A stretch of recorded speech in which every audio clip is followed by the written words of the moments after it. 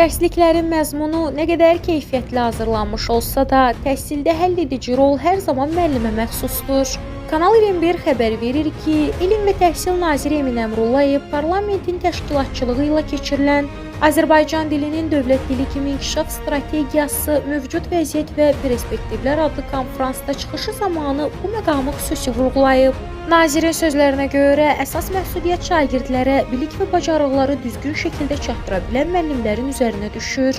O bildirib ki, sertifikatlaşdırma prosesinin nəticələrinə əsasən 8 minə yaxın müəllimlə əmək müqaviləsinə xitam verilib. Onlardan təxminən 4500-5000 nəfərin ibtidai sinif müəllimi, 1000 nəfərin isə Azərbaycan dili müəllimi olduğu qeyd edilib. Emin Əmrullayevin fikrincə, müəllimlərin səriştəli olması minimal şərtdir və təhsil sisteminin sağlam bünövrəsinin qurulması məhz bundan başlayır. Bünövrə düzgün qoyulmadıqda onun təsiri bütün tədris mərhələlərində özünü göstərən problemlərə səbəb olur. Nazir eyni zamanda vurğulayıb ki, şagirdlərin öyrənmə keyfiyyətini araşdıran elmi tədqiqatların azlığı mövcud çətinliklərdən biridir.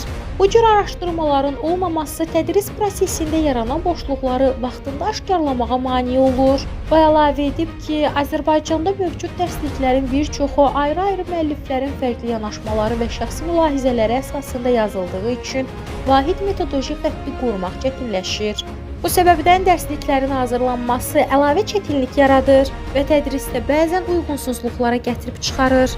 Nazirin fikrincə, gələcəkdə əsas üstünlük məhz dərsi tədris edən şəxsin bilik və bacarıqlarında olacaq. Bu da tədrisin keyfiyyətinin insan amilinə, müəllimin peşəkarlığına daha sıx bağlı olduğunu göstərir. Onun sözlərinə görə yanaşma ondan ibarətdir ki, dilin inkişafı ilə bağlı müzakirələr, real tədqiqatlar, faktlara və elmi əsaslara söykənməlidir. Dil duyumu dildən istifadədən yaranır. İnsan özünü dil vasitəsilə inkişaf etdirir deyə nazir çıxışını tamamlayıb.